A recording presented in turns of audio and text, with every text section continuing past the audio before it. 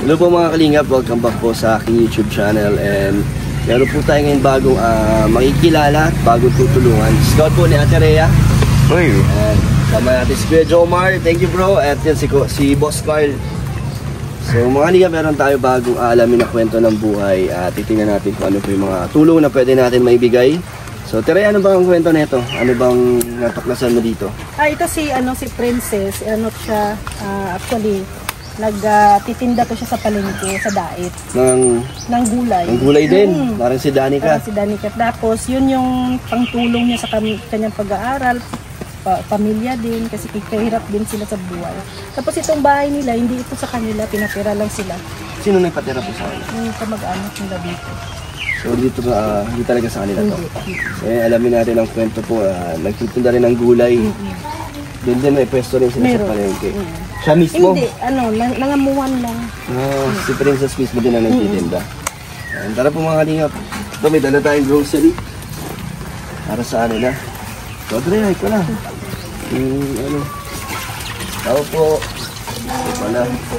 Ito si Princess? Ay, Princess. Ano, kilala mo kami? Hindi. Kilala mo ang Team Kalingap? Ito si Kuya Jomar, kilala mo? Hello po. Coach Carl. Si Kalingap na. Ito mo lang. Ayan mga Kalingap. Si Princess. Anong pangalan mo? Anong buong pangalan mo, Princess? Princess Kipamesa po. Ilan taon ka na, Princess? 17 po. 17? Kaya mag-18. Sa May pa po. Baka magtitibo ka? Tibo mo na. So, ilan kayo magkakapatid, Princess? 3 po. Ikaw ang panganay? Pangalawa po. Ilan taon yung panganay nyo? 23 po. Lalaki? Babae rin. Babae din? Nasaan siya? Nasa tita ko po sa Maynila. Maynila? Nag-aaral, nagtatrabaho? Trabaho din. Tapos na siya mag-aaral? Graduate na siya ng college? Grade 12 lang po. Grade 12 lang? Anong pinapasukan ni ate mo dun? Sa ngayon po naandun lang po siya sa may kay tita po. Bilang ano? Siya nagtatrabaho. Doon lang sa tita mo. So, ikaw, nag-aaral ka ba? Opo. Anong grade mo na? Grade 12 po. Pareho kayo na ate mo? Ba't di na siya nag-college sa ate mo? Nahirapan din po kasi. Sa pag-aaral niya? Opo. Mga financial. So, ikaw, saan ka nag-aaral, Princess? Diyan lang po sa may Sarah Jennifer High School po. Tapos ngayon ay gagraduate ka na? Wow, congrats. Saan ka magka-college yan? Hindi po siya. Pero may plano ka naman mag-college? Bakit? Ba't parang alanganin? Bakit? Di mo sure kung makakapag-aral ka ng college? Bakit naman? Anong problema? Wala po sa kailangan po kasi pera baga po. Ano ba ang gusto mong course pag graduate mo? Ay, gusto ko po kasi mag-criminal po. Criminology? Ba't pulis ang gusto mo? Ano po yung gusto ko yun? Bakit? Sino ba ang inspirasyon mo na sa pagpupulis? Ang dami po kasing may gusto rin po nung kaya po na rin po ako na motivate din po ako. Pangarap mo ba yan? Pangarap mo? Maging pulis din talaga? Pero bakit parang alanganin ang pag-aaral mo sa college? Ang po kasi wala rin po kasi magpapaaral din po sa akin. Ngayon, sino nagpapaaral sa'yo? Yung papa ko po. Papa mo? Sino-sino ba mga kasama mo dito sa bahay niyo? Yung mama ko po, tsaka po yung bunso pong kapatid ko. Tsaka po si papa na din po. Si papa mo ay nagtatrabaho? May pinagkakakitaan din naman po, pero hindi po sapat. Hindi sapat para sa inyo? Okay. Ba't si mama mo? May trabaho ba si mama mo? Wala po. Wala? So si papa mo lang ang parang nagbibigay ng mga panggastos nyo? Opo. Bakit si mama mo? Ano bang ginagawa niya dito? Nandito lang po siya sa bahay. Bantay po dun sa kapatid ko po. So bukod kay papa mo na sumusustento sa inyo, ano pang mga pinagkakitaan nyo? May iba pa? Wala na. Wala na? Talagang si papa mo lang. So hindi kaya. Kulang pa ba yung kinikita niya para sa inyo? Medyo po. Medyo? Kinakapos pa rin pa kayo sa sa mga kagastusin niyo? Opo. And si Bunso, nag-aaral din naman. Opo. Eh, si ate mo, hindi nagpapadala sa inyo dito? Bihira na lang po. Bihira Wala na. na po kasi siya trabaho. So, hirap din. So, kailangan nyo talaga ng suporta sa mga panggastos nyo. And sabi ni Ate Rhea na nagtitinda daw kayo ng gulay Sa daet. sa daet. So, yan isa rin sa mga pinagkakakitaan nyo. Opo. Ilang taon na ba kayo nagtitinda ng gulay? Ay, ngayon po kasi hindi naman po, medyo matagal na rin naman po. Siguro po, hindi man po talaga ako yung as in nagtitinda po. Nag-extra lang po ako. Sino ba yung pinapasukan mong naggugulay? Teacher po siya. Teacher siya? May pwesto siya sa palengke? Opo. Tapos, Yung, anong ginagawa mo doon? Tuwing kailan ka nagbabantay ka doon? opo. Tapos may sahod ka. Mhm. Paano bang sahuran mo doon araw-araw? Kinukuha ko na lang po siya is pag uwi na po ako ng linggo. Tuwing ilang beses ka pumapasok sa palengke? 2 araw po. 2 araw mo lang? Pag walang pasok? Opo, sa Biyernes po ng gabi po kasi minsan napunta na po kami sa daet. Sino kasama mo? Na po. Yung pong isa ko pa pong classmate. Nagbabantay din siya doon. Opo. So, Friday ng gabi, nandun na kayo. Opo. Tapos, magsisimula kayo sa Sabado. Opo. So, anong oras ang simula nyo sa pagbabantay? Minsan po, 3:00 po ng madaling araw. Bakit ang aga? Kasi yung parang bagsakan ng gulay, ganon. Mas madami po nabili po. May mga bumibili na rin ng ganong oras. Parang si Danny, gano'n yung scout ni Ate Rhea. Ilan ang hanggang anong oras sa mga nagtitinda?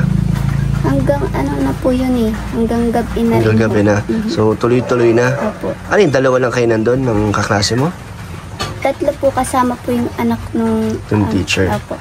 So, talagang parang tindera din kayo. Opo. Ang galing ha. Bakit naisip nyo, naisip mo mamasukan dun? Pang dagdag allowance na din po. Para sa'yo? Opo. Nagbibigay ka rin dito kay Opo. mama mo. Magkano naman ang kinikita mo sa pagpasok?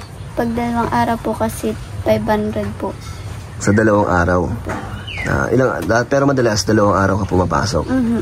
So may 500 ka kada linggo. Opo. Malaking tulong na yun Opo. sa inyo. So yung doon mo na rin kinukuha yung mga pangbaon-baon mo. Opo. Doon ka natutulog kasi sabi mo tuwing linggo ka umuwi. Opo, doon na po. Doon na kayo natutulog sa mismong pwesto ng gulayan. Opo. Paano yun? Paano ang sistema niyo doon pag doon ka natutulog? May ba doon? May sariling tulugan kayo? Meron naman po, kaso po is din po, kitang-kita din po para kami matulog. Hindi ba delikado doon? Siyempre marami rin mga tao doon, di ba? Opo.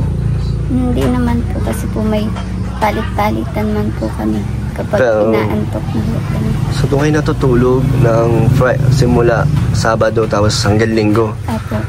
Grabe. Galing, matagal mo lang ginagawa yan? Opo. Mga ilang gaano nakatagal?